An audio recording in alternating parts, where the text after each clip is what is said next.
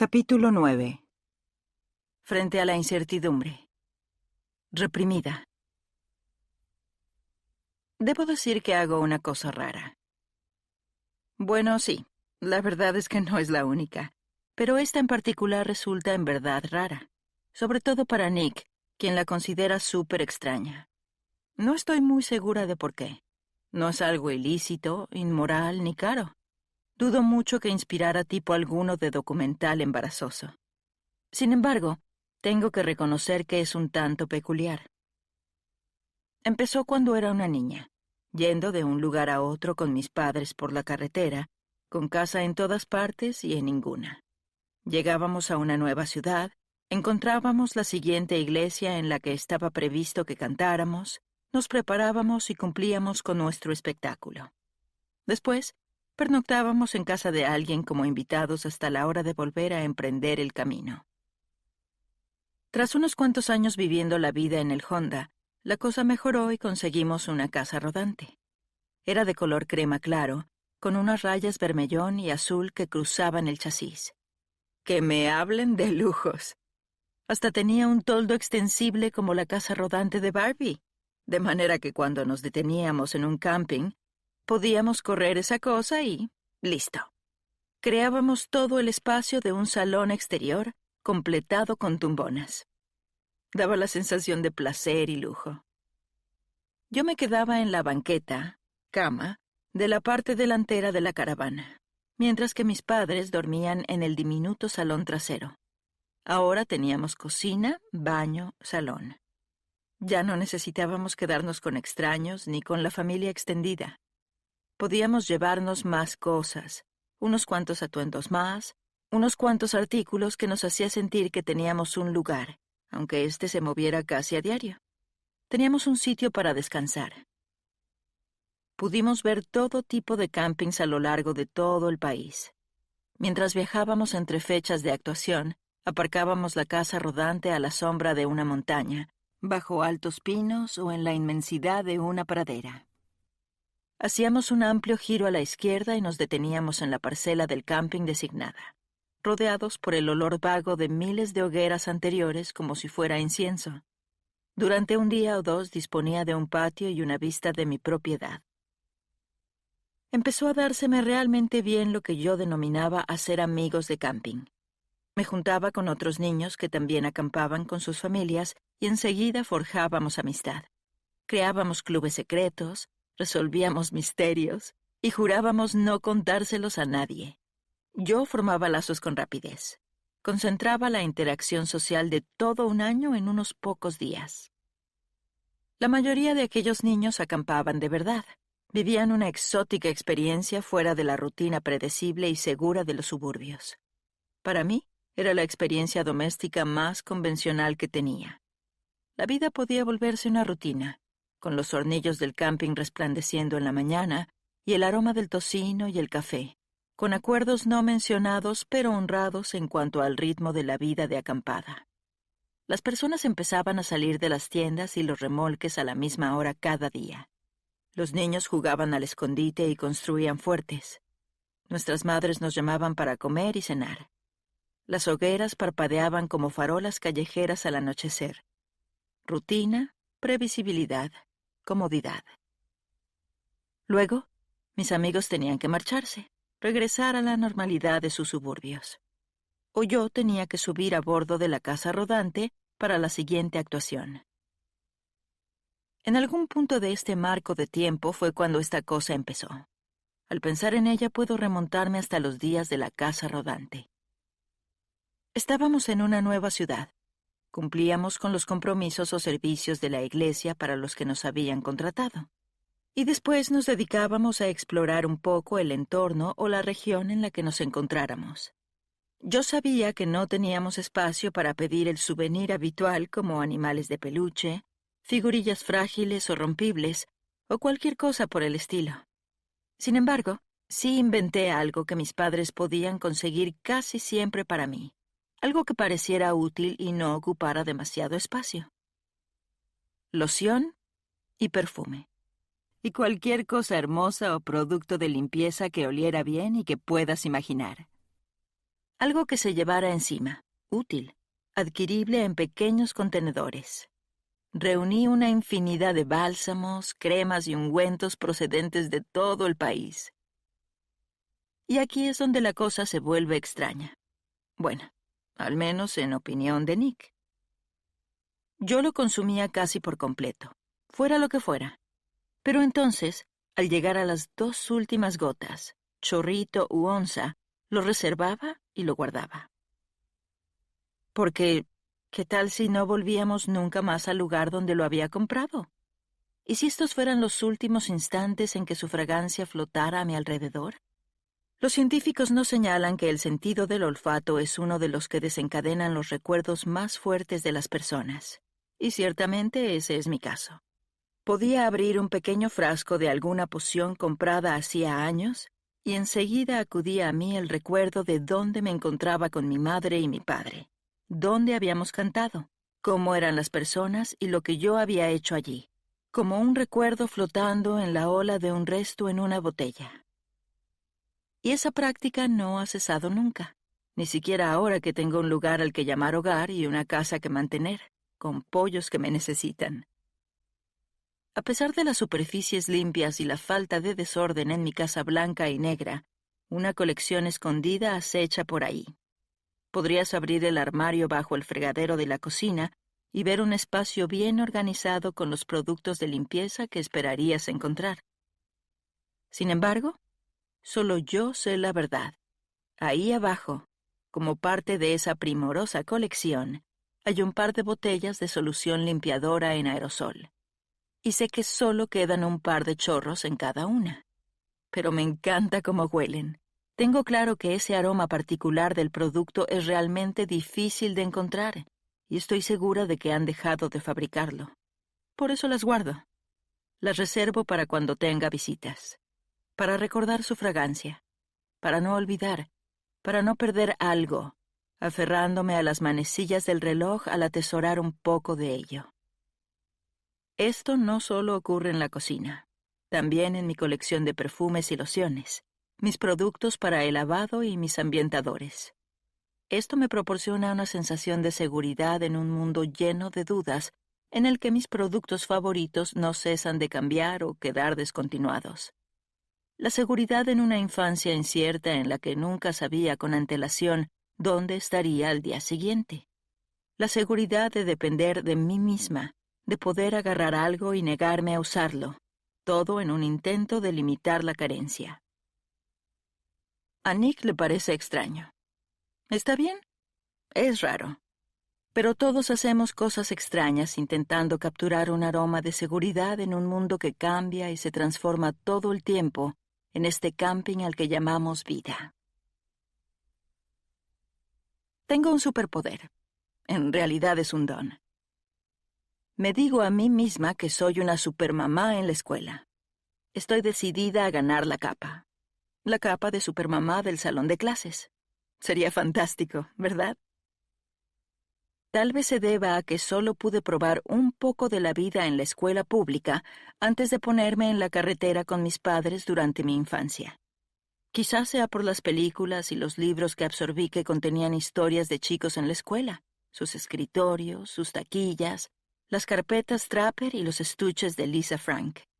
Sin embargo, he mantenido todo este romance en marcha con la idea de que mis hijos asistieran a la escuela y yo fuera una de esas mamás, bien involucrada, invitando a los maestros a comer cositas que sacaba de Pinterest, haciendo artesanía para los días festivos y cualquier otra cosa que tenga un sabor escolar y divertido.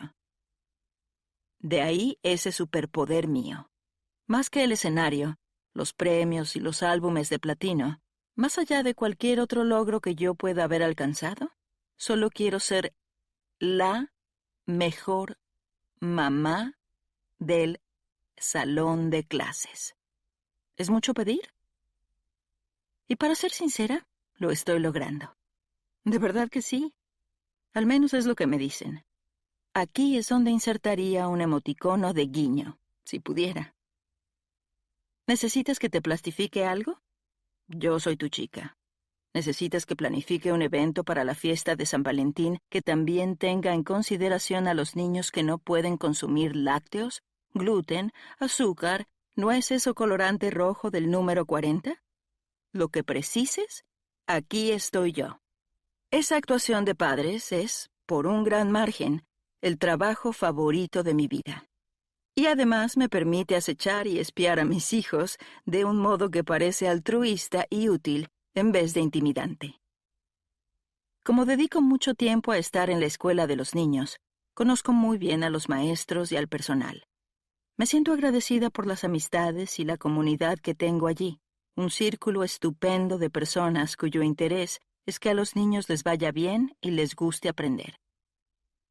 Durante el año de preescolar de Sealand, yo era una mamá del salón de clases a pleno rendimiento. Llegué a la escuela un día para ver en qué tarea o faena podía ayudar, a fin de seguir ejerciendo mi superpoder. Crucé la puerta de la clase de Sealand para encontrarme con su maestra, quien no podía respirar. «Jaycee», jadeó, «te lo acabas de perder». «¿Qué?», pensé. «¿Qué podría haberme perdido? Estoy aquí todo el tiempo, con el expreso propósito de no perderme nada. Y de ayudar a plastificar, por supuesto». «2 de los amigos de Sealand lo han retado a hacerlo, y lo ha hecho», dijo, sonriendo satisfecha. «¿Que lo han retado a hacer qué?», insté. ¿De qué se trataba todo aquello del reto? ¿Había huesos rotos? ¿Una carrera nudista? ¿Comerse una rana? ¿Qué? Ella recuperó el aliento de forma dramática, con la hilaridad brillando en sus ojos. «Lo han retado a besar una niña pequeña en la mejilla mientras todos estaban en el recreo». ¿Y?, urgí. «¡Y lo hizo!». La maestra saltó de puntillas al hacer la afirmación, aturdida por el romance de preescolar. Bueno, esto era peor. Peor que comerse una rana o correr desnudo. Con toda seguridad. Porque las chicas... ¿Mi niñito había besado a una niña? Me sentía medio horrorizada. Y toda orgullosa. Sé que estas matemáticas no funcionan. Pero yo nunca aseguré ser buena en esta asignatura. Porque en realidad soy justo lo contrario. No obstante, te digo una cosa. Esa era la verdadera ecuación. Estaba medio mortificada y completamente encantada. Sealand, mi pequeño Romeo del patio de preescolar. ¡Qué jugador! Como su adorable papá. Romeo del preescolar. Sería un nombre extraordinario para un rapero, ahora que lo pienso. Y aquella tarde, él pareció caminar pavoneándose cuando nos dirigimos al auto al final de la jornada escolar. Sin embargo, ese sentimiento de tímido orgullo me abandonó más tarde, cuando reflexioné sobre el asunto a lo largo del día. En ese punto, no teníamos todavía el diagnóstico oficial de Sealand, pero sabíamos cómo sería su camino. Más difícil que el de la mayoría. Hasta ahí podíamos llegar, con sus retos de comunicación y su dificultad con el cambio y los entornos sociales. Y por ello, aquel incidente del Romeo del preescolar acabó haciéndome caer en picado en la inquietud, la duda y la incertidumbre. Allí estaba yo, intentando crear el ambiente más estable posible para mis hijos, queriendo que tuvieran una escuela, un hogar y una infancia, aquellas cosas esquivas que yo sentía no haber tenido jamás. Y Nick y yo lo estábamos consiguiendo, estábamos proveyendo eso. Pero entonces, los desafíos de Sealand, ese giro inesperado, estaban apareciendo y generando incertidumbre. Así que había besado a una niña pequeña en el patio, y se desató toda una avalancha de preguntas para mí. ¿Qué ocurrirá cuando sea adolescente? ¿Tendrá alguna vez un verdadero primer beso? ¿Se casará algún día? ¿Tendrá hijos? ¿Tendrá trabajo? ¿Y su relación con Dios? ¿Cómo podría mi hijo, con un pensamiento sumamente concreto, seguir a un Dios invisible?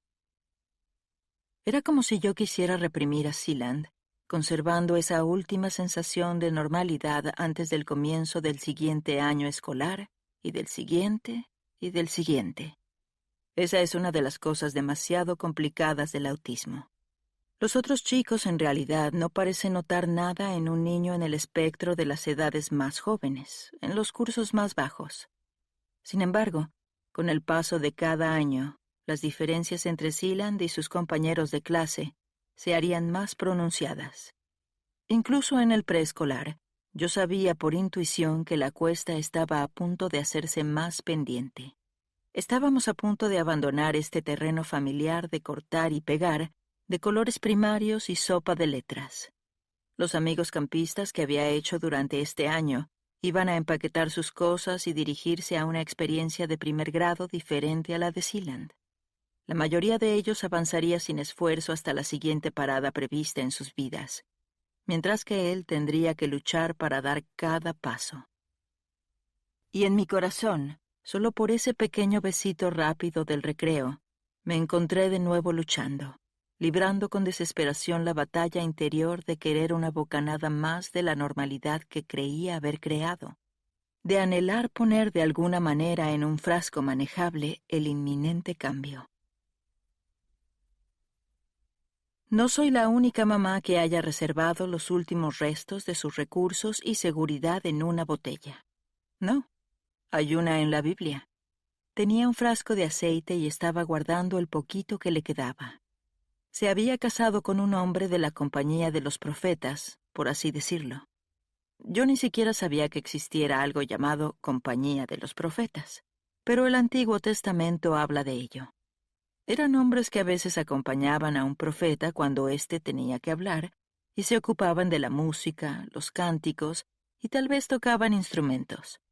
Había otros tipos de compañías de profetas, pero se diría que el marido de esta mujer había formado parte de un grupo de alabanza y adoración al estilo del Antiguo Testamento. Su marido había muerto, y esta mujer intentaba sacar adelante a sus 2 hijos.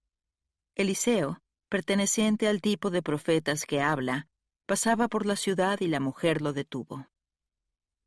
Mi esposo, su servidor, ha muerto, y usted sabe que él era fiel al Señor. Ahora resulta que el hombre con quien estamos endeudados ha venido para llevarse a mis 2 hijos como esclavos. Segunda de Reyes, capítulo 4, versículo 1. Eliseo le preguntó a la mujer cómo podía ayudarla, y a continuación le formuló una pregunta interesante. Inquirió qué tenía en su casa. Ella le respondió que no poseía nada, salvo un poquito de aceite en el fondo de un frasco. Mira qué bien. No soy la única que pertenece al club Reserva el fondo de la botella. Eliseo le dio instrucciones para que saliera a pedir tantas vasijas como fueran posibles a sus vecinos. A continuación le indicó que empezara a verter ese poquito de aceite que le quedaba en los recipientes prestados. Creo que ese momento debió de haber sido sumamente difícil. Allí estaba ella, con las últimas gotas de lo que conocía como seguro, con exactamente la cantidad de aceite que le quedaba a fin de intentar proveer para sus hijos. Y Eliseo le ordenó que se despojara de ello, que lo vertiera. No obstante, la mujer obedeció, y aquel restito de aceite que quedaba en el frasco y que ella había reservado, llenó la vasija que su vecina le prestó, y después la siguiente, y otra más. El versículo 6 nos explica que su aceite, aquel pequeño resto de aceite que le quedaba, no dejó de fluir hasta que ya no hubo más recipientes. Tan inmenso fue aquel milagro que saldó por completo la deuda de su esposo en su tarjeta de crédito del Antiguo Testamento y tuvo suficiente para vivir ella y sus hijos. Sin embargo, ¿sabes una cosa? Ella no es la única mamá de la Biblia que reservaba lo poquito que le quedaba en una vasija. Resulta que el antiguo jefe de Eliseo, el profeta Elías, se había encontrado con otra mujer que tenía la misma extravagancia que yo. Leemos sobre esto en Primera de Reyes, capítulo 17. Esa mujer era viuda y tenía un hijo pequeño. Y Dios le ordenó a Elías que viajara a la pequeña ciudad donde esta mujer vivía, un lugar llamado Sarepta. Cuando llegó allí, vio a la mujer recogiendo leña y le pidió que le diera un poco de agua. Ella se puso en camino, y él le preguntó si podía traerle también un poco de pan. Llegados a ese punto, la mujer se volvió y le reveló el estado de la tinaja y el jarro que tenía en su casa. «Tan cierto como que vive el Señor tu Dios», respondió ella, «no me queda ni un pedazo de pan, solo tengo un puñado de harina en la tinaja y un poco de aceite en el jarro. Precisamente estaba recogiendo unos leños para llevármelos a casa y hacer una comida para mi hijo y para mí. Será nuestra última comida antes de morirnos de hambre». Primera de Reyes, capítulo 17, versículo 12. De modo que la cosa era claramente grave. No me cabe duda de que había intentado que aquel poco de harina y aceite duraran todo lo posible. Y ahora, este sujeto extraño se había presentado en la ciudad y quería pan. Sí, qué listo. Como si yo hubiera querido compartirlo con él. Sin embargo, Elías la tranquilizó diciéndole que no debía temer. Dios le había dicho que esa mujer proveería comida para él, y el profeta creyó la palabra divina. Le indicó a la mujer que siguiera adelante y usara el resto de aquella harina y aquel aceite para hacerle un pan. Y añadió, de forma increíble, que cuando lo hiciera Dios se aseguraría de que la vasija de harina y la jarra de aceite no se acabaran hasta que terminara la sequía en Sarepta. El guión dio la vuelta completamente. Así lo hizo ella. Vertió hasta lo último de aquella valiosa harina, la mezcló con aquel resto del precioso aceite y le amasó una torta a aquel extraño hombre, aquel Elías. Se despojó de lo que había estado ahorrando como algo seguro. Lo mezcló con todo lo que parecía incierto, pero le añadió el ingrediente más importante: la fe. Y Dios suplió todas sus necesidades. Así es como Dios le da un nuevo propósito a nuestra incertidumbre y a todas las cosas extrañas que llevamos a cabo para intentar sentirnos seguras y a salvo. Él nos pide que entreguemos todo, que no manejemos nuestra vida desde una posición en la que nos sintamos al borde de la carencia, sino que nos apoyemos en nuestro Padre Celestial, que conoce todas nuestras necesidades, aquel que concede buenos dones, el que tiene todas las provisiones. No voy a fingir que me resulte fácil. Dudo que lo sea para ti. Pero servimos a un Dios extraordinario que nos pide que minimicemos nuestra dependencia de las cosas, de lo conocido y lo que consideramos seguro. Y cuando lo derramamos todo ante Dios, Él aparece. En la actualidad, Nick está obsesionado con un documental, en particular de Netflix, que hace una crónica de los esfuerzos de un par de sujetos que adoptan una forma de vida minimalista. Estas personas enseñan y predican sobre ella. Reducen su vestuario a unas pocas cosas y se deshacen de todo lo que no tiene un propósito en sus vidas. Les muestran a los demás cómo vivir del mismo modo. Y Nick es un ávido discípulo. Los chicos del documental se desprenden de la decoración de la casa, las sábanas adicionales y ese par de pantalones que lleva 2 años colgado en el armario y cuyos pliegues están llenos de polvo, de ollas y cacerolas extras, recuerdos, libros que ya han leído y no querrán leer de nuevo. No como este, que querrás leerlo una y otra vez. Ya sabes, otros libros. Nick veía ese documental sin cesar, como si fuera un programa de cocina y estuviera intentando anotar todos los ingredientes. Y después empezó a escuchar podcasts sobre el minimalismo con gran fervor. Imagino que se podría afirmar que estaba coleccionando, irónicamente, recursos minimalistas. Era un acaparador de minimalismo. Luego empezó a aplicarlo a nuestra casa. Teníamos armarios y unidades de almacenaje, un cobertizo, un sótano y un garaje atiborrados de cosas. De todo tipo. Anteriores a nuestro matrimonio. Cosas de la infancia. Cosas de nuestros días de solteros. Cosas de los niños cuando eran pequeños. Cosas de nuestros padres.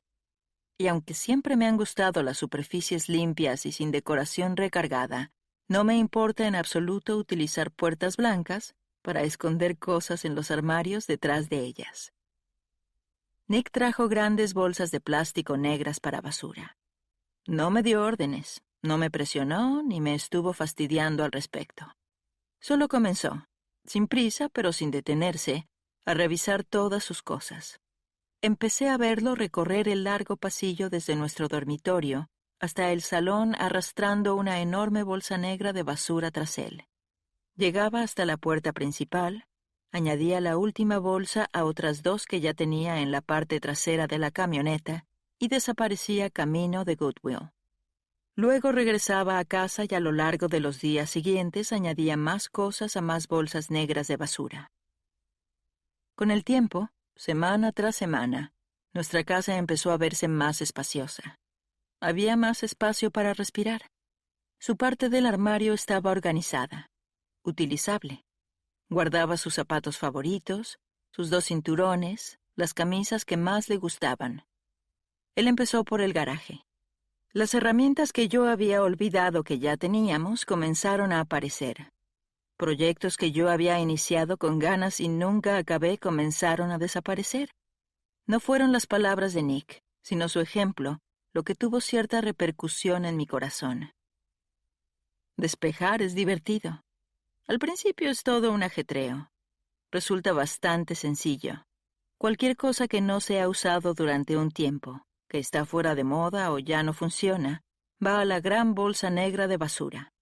Avanzas un poco, ves algo de luz al final del armario, y esto proporciona cierta emoción, combustible para seguir adelante.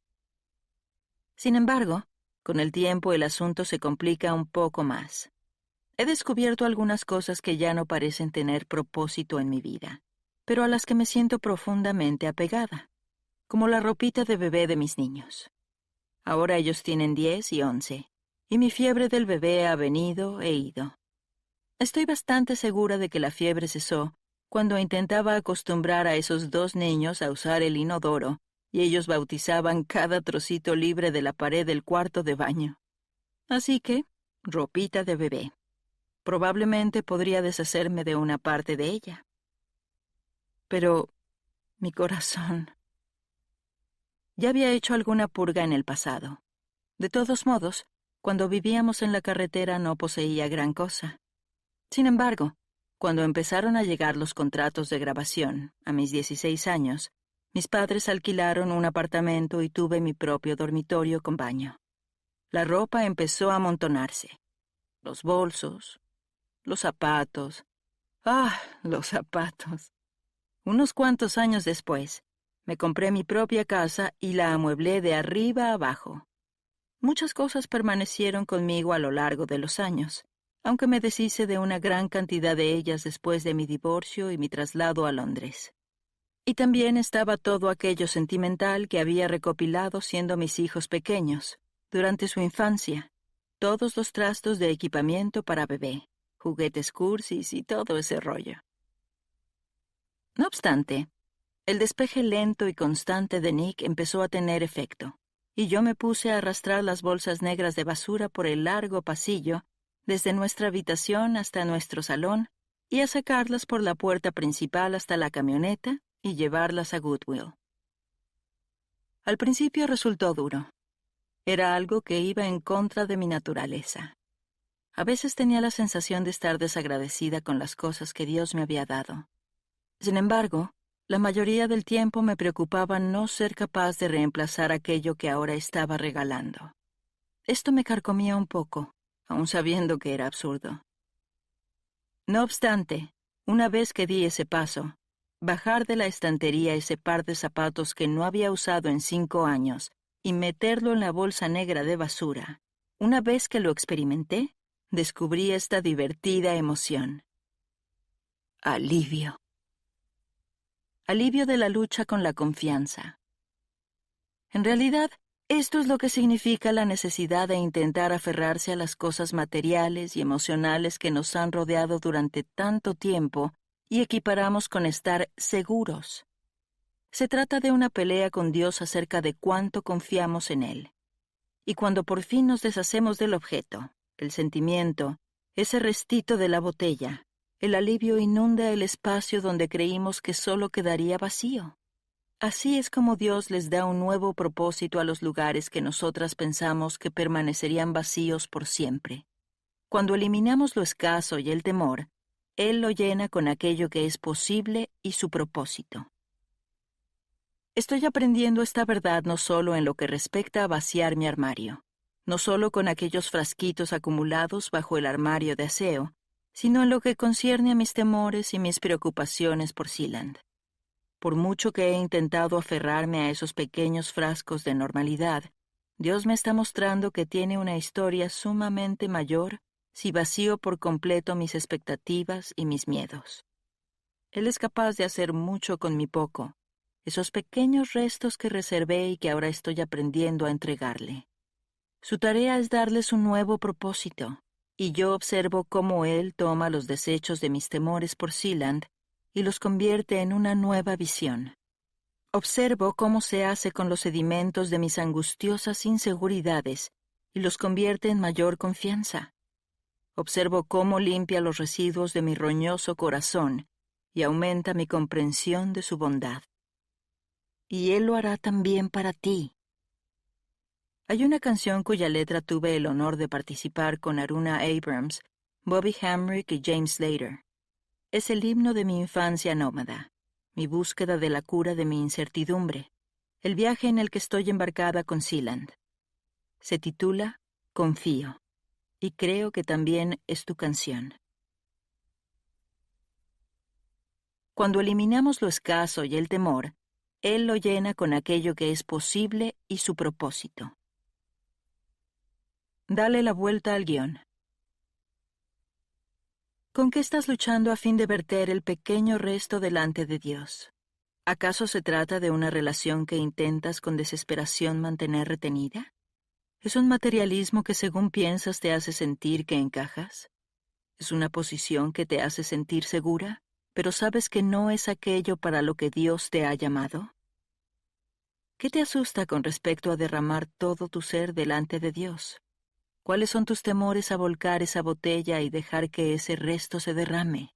¿Sientes que Dios te ha estado empujando a desprenderte de algo? ¿Cómo te lo comunicó?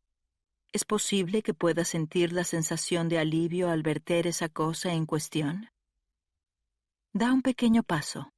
Reconoce en oración ante Dios que estás luchando por deshacerte de esa cosa en la que has depositado tu confianza y seguridad.